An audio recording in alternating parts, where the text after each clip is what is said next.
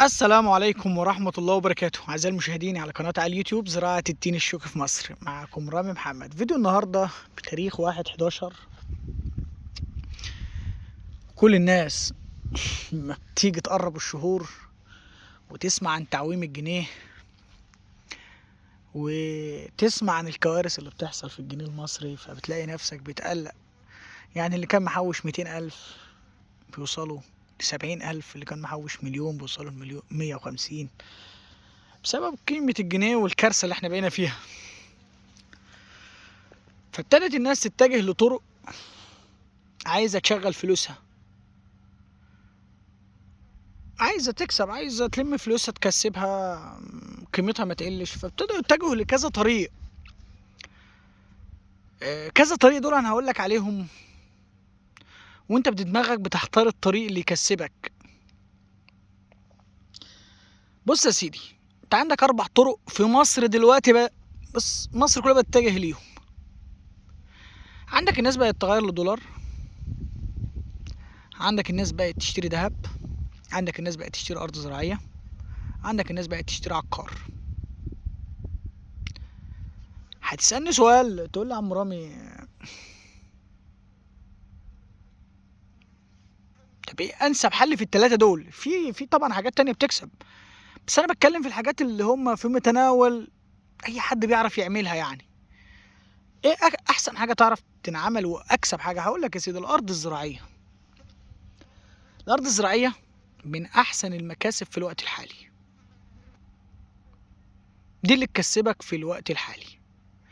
انت لو معاك دولار وكنت شاريه ب40 وصل 46 وصل 45، كسبت من اتجاه واحد. معاك دهب كنت شاريه ب3 او ب2 و700 وصل 3، كسبت في الجرام 300 جنيه، كسبت من اتجاه واحد وقيمة الحاجة مشت.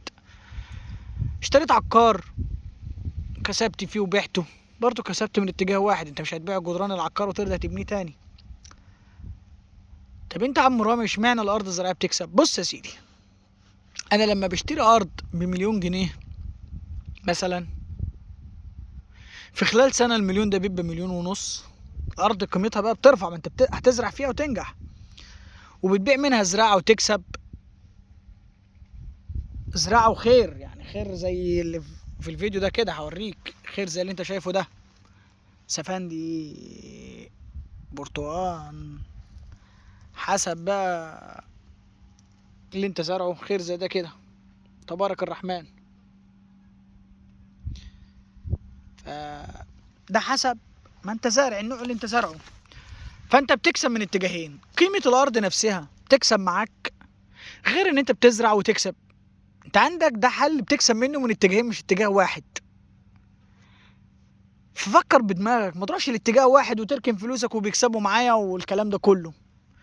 ارض بتكسب فلوس وبتجيب فلوس. ارض الزراعيه، عايز اقول لك على حاجه، الزراعه تكون مستقبل العالم. اللي عنده بترول واللي عنده نفط مسيره هيخلص وهيرجع تاني لاصله. انما الزراعه هتكون مستقبل العالم، كل العالم هياكل منها. اسمع مني كلام وهتلاقيه فيما بعد. العالم كلها بدأت تتجه، يعني ناس من بره في اوروبا والخليج بدأوا يتجهوا للزراعه، بدأوا يدوروا على قيمه الزراعه. قيمه الزراعه ايه اللي رافع الاسعار في مصر؟ ان احنا بنصدر الحاجه. الناس كلها بقت تستورد، كل اللي بيستورد قاعدين في مصر. اكبر مستوردين في العالم قاعدين في مصر، بيستوردوا منك زراعه.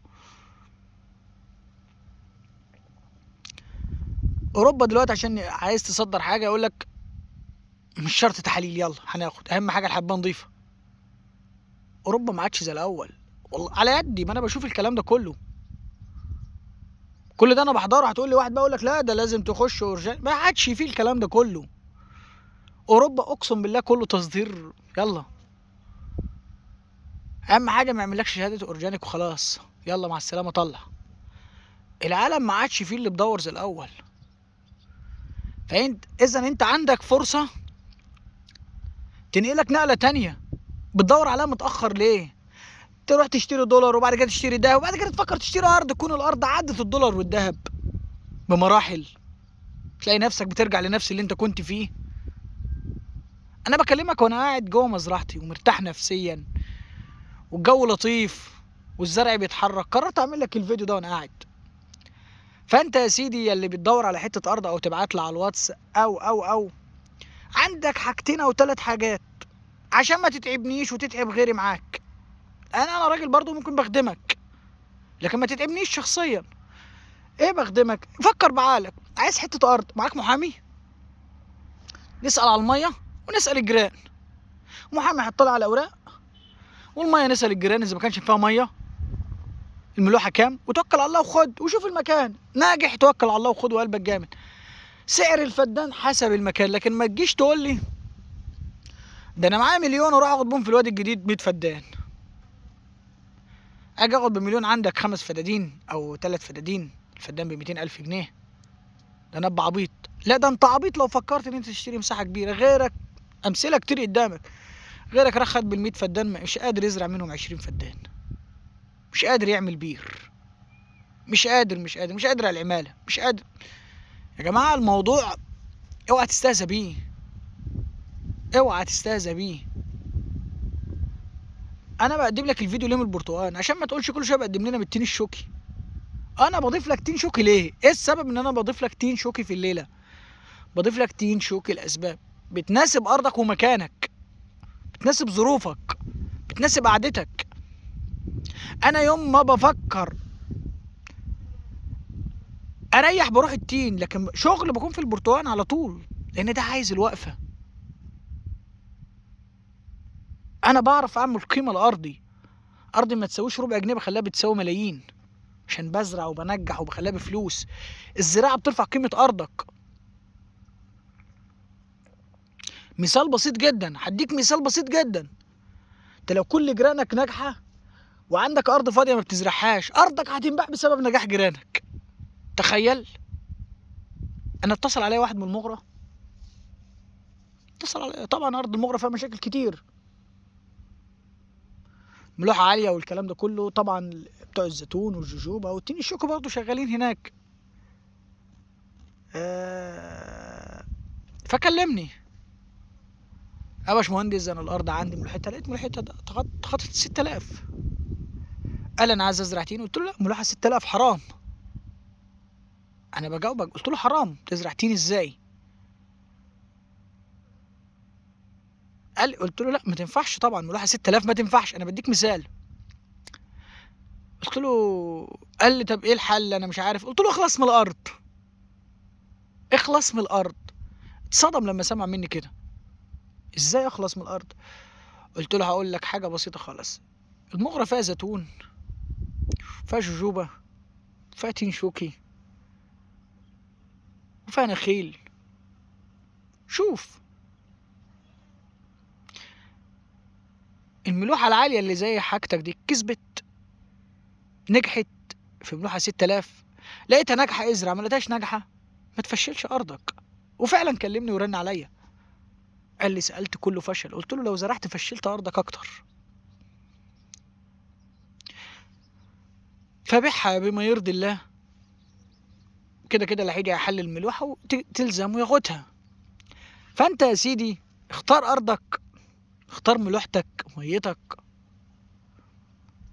اختار ارض ما تعديش ال1000 في الملوحه، عشان تعرف تزرع البرتقال، تعرف تزرع المانجا، تعرف تزرع التين الشوكي، تعرف تزرع غيره، تعرف تزرع غيره. اذا كان معمول لها ملف وتاكد من ملفها، كل ده هينجح ارضك، كل ده قيمه فلوسك بتنجح. انما بقى هتمشي لي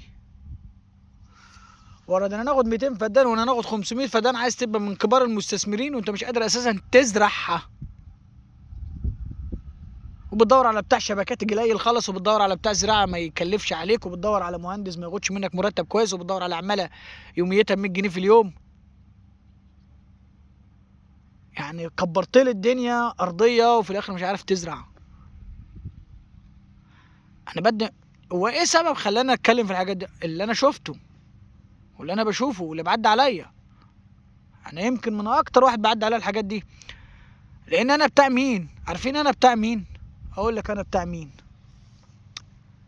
انا دايما بقولها، انا بقيت بتاع الساقط والواقع.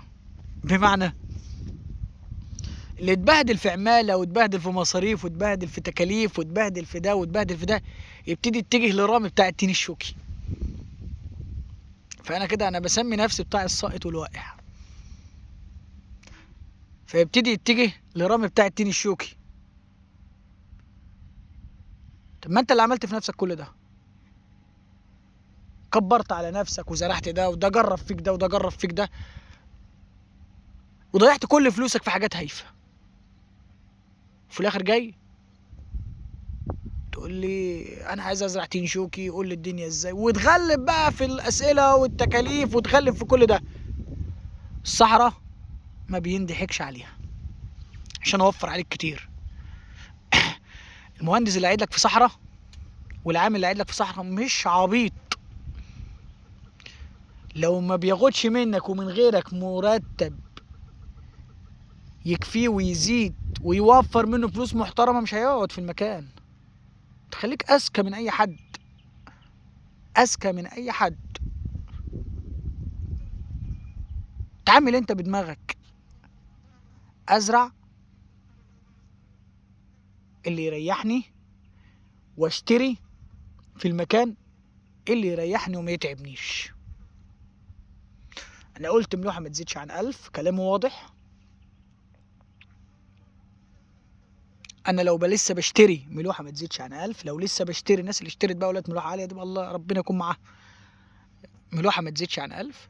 اخد محامي معايا اتاكد من الاوراق والقانونيات، اذا كانت خلصانه، اذا كانت لها ملف تقنين، اتاكد من الموضوع في المحافظه وجاهزه على الدفع، اوكي اخد، مفيش مشكله واشتغل. انما بقى متخوف وماسك فلوس وقاعد في بيتك وبتخسر قيمتها، وبتيجي تتجه بقى للدولار وتتجه للذهب، تلاقي نفسك هتخسر. الحاجات دي لازم تقعد فتره طويله عشان تكسب معاك، وعشان تصرف هتضطر تاخد منها. انما لو انت زارع زرعه بتديك مثلا، زرع برتقال زرع تين شوكي بيديك كل سنه مثلا، ومزارع في شوط فيه محاصيل يديك كل 3 شهور مصروف وقرش كويس وربنا برضيك، هتلاقي نفسك بتركب من زرعه لزرعه ومعاك فلوس وامورك تمام. انا مطول عليك في الفيديو ليه؟ انا بقول لك كل اللي انا بسمعه وبشوفه.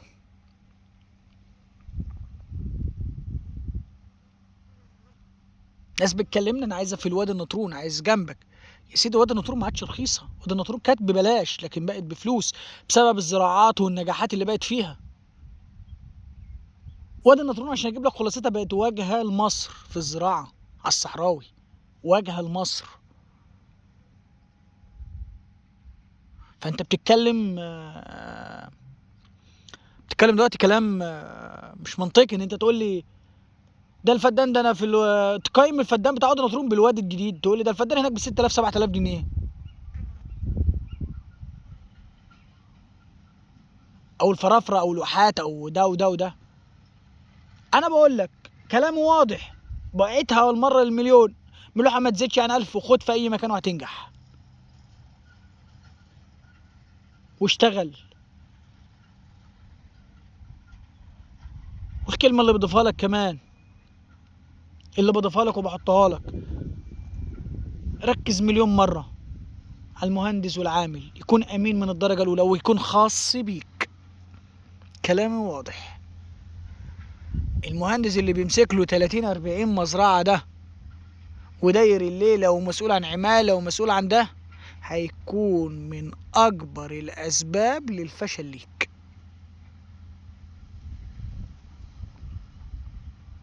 اذا كان بيروح مزرعتك يوم بيطنش 10 ايام 15 يوم، لان عندهم 15 مزرعه تانيين عايز روحهم برضه، مش انت لوحدك. لكن المهندس المشرف بالحصه او بالزياره، لو خليته بالزياره كلهم هيروح لك المزرعه. لو عنده 20 مزرعه هيلف ويروح، ما هو بالزياره بقى. لكن لو بتديله مرتب والمزرعه دي مسؤول عن عمالتها ومسؤول عن زراعتها ومسؤول عن شبكاتها ومسؤول عن ده، يا خرابي، خراب من الدرجه الاولى. اسأل بقى ناس بتزرع وناس متعارفة وناس كل حاجة. فكك من الكلام الحلو والمعسول، كل ده ارميه وراك. انت في مرحلة حرجة، مركزتش مش هتنجح. انا راجل بكالوريوس زراعة، كتير ناس بتقول لي تعالى امسك لنا. انا عندي شغل خاص بنفسي، بضيف في ريحه. قدمت التين الشوكي للناس اللي كذا وكذا وكذا بتعاني في الاراضي الزراعيه، قدمت لهم ده يا جماعه اللي هيساعده، ده اللي بينقل. مش بقدم لك شتله، ده انا بقدم لك منتج انا زرعه، منتج انا زرعه. ما هو من السهل كنت اقدم لك البرتقال واديك ارقام البرتقال، هتتوهم برضه، بس ما تنفعش عندك البرتقال، ما ينفعش عندك، ما ينفعش في الاماكن دي اللي انا بعرض فيها التين الشوكي. ما ينفعش في مكان اودي لك برتقال واقول لك ازرع في دي وهنا وهنا، والبرتقال الصيفي لا، ما يتحملش الكلام ده. انا بشوف ظاهره كارثه في الفرافره، بشوف ليمون اصحاب المزارع مش عارفاها على رنج ولا على فولك، ولا تعرف امراض الليمون ايه. عارف دي في حد ذاتها كارثه، كارثه. لما يبقى واحد صاحب مزرعه زارع ليمون في مزرعته مش عارف اذا كان ده مرض ايه او بيجيله مرض ايه، عارف ده كارثه، كارثه في حد ذاته، من كوارث الدنيا. ان انت هتصرف دم قلبك وفي الاخر مش هتلاقي. انا لما بجيب شتله برتقان او سفندي بسال وبعرف وبنزل مزرعه واتنين وتلاته ايه اسباب كذا وينفع كذا وخلي كذا، انا بعمل كده لنفسي ورغم انا عايش في المكان ده. فيا سيدي ركز، معاك فلوس، انا بقول لك كلام واضح في الفيديو في نهايته. اشتري ارض كويسه، ميه كويسه، اوراق، توكل على الله. ولو قلت لك المكان ناجح وصورت على مزرعتك هتبيع ارضك وهتكسب احلى مكسب. ولو زرعت فيها يبقى انت بتكسب من التجهيم، تكسب من الارض وتكسب من الزراعه. اذا الزراعه هي مستقبل حياتك في الايام اللي جايه دي كلها. والسلام عليكم ورحمه الله وبركاته.